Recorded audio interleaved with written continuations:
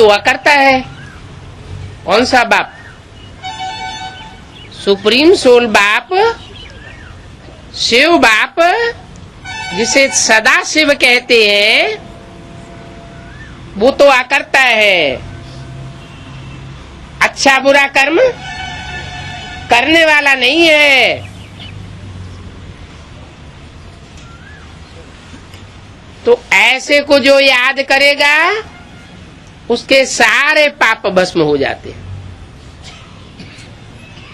इसका मतलब ये नहीं है कि बिंदु रूप में याद करना है, नहीं। वो सदाशिव बिंदु रूप वाला तो है, लेकिन साकार में प्रवेश करके कर्म करता है, और ऐसे कर्म करता है जिन कर्मों का कोई लेप छेप नहीं लगता। ऐसे नहीं कर्म इंद्रियों से कर्म नहीं करता है। साकार में प्रवेश करता है, साधारण तन में प्रवेश करता है, पतित तन में प्रवेश करता है, तो कर्म तो साधारण ही करेगा ना। लेकिन उन साधारण कर्मों का बुद्धि योग की एकाग्रता के कारण प्रभाव विलक्षण होता है।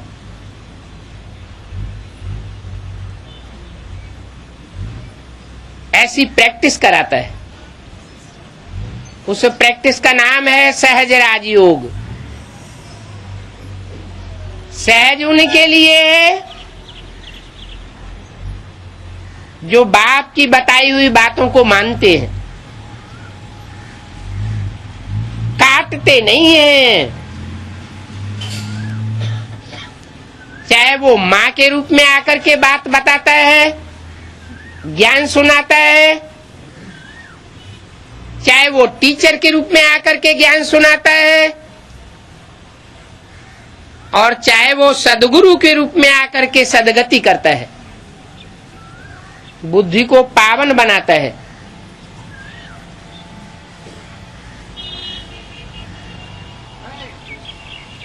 कोई अच्छी रीति पुरुषार्थ करे तो बहुत आगे जा सकता है।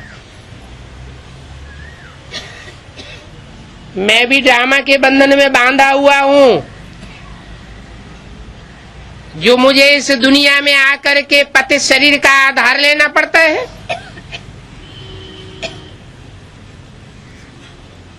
अगर आधार ही न लूं तो बोलूंगा कैसे? मुसलमान लोग तो कह देते हैं अल्लाह मियां ने ये फरमाया, वो फरमाया। अब अल्लाह मियां को निराकार कहते हैं, तो कैसे फरमावेगा?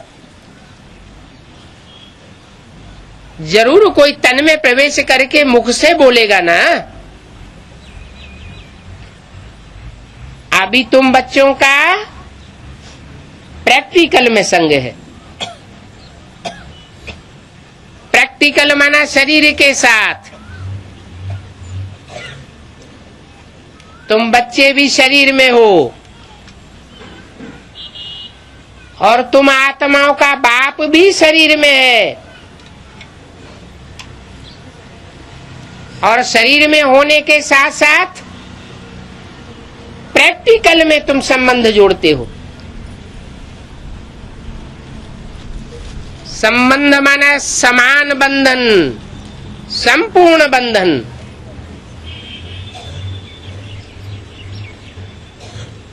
इंद्रियों के द्वारा ही बंधन जोड़े जाते हैं। इंद्रियों के द्वारा ही स्नेह होता है। बिना शरीर के स्नेह नहीं हो सकता, और दुश्मनी भी नहीं हो सकती।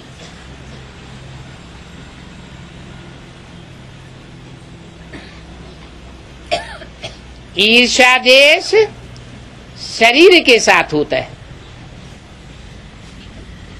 कोई कहे हम तो बिंदी को प्यार करता हूं,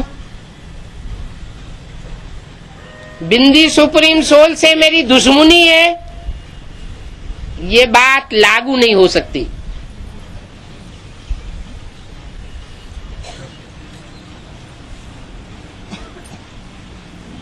इसलिए कहते हैं आत्मा का पार्ट वंडरफुल है और परमात्मा बाप भी वंडरफुल है।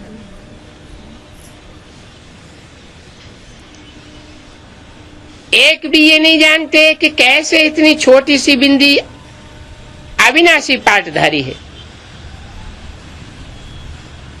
ये तुम बच्चे अभी समझते हो कि आत्मा कितनी वंडरफुल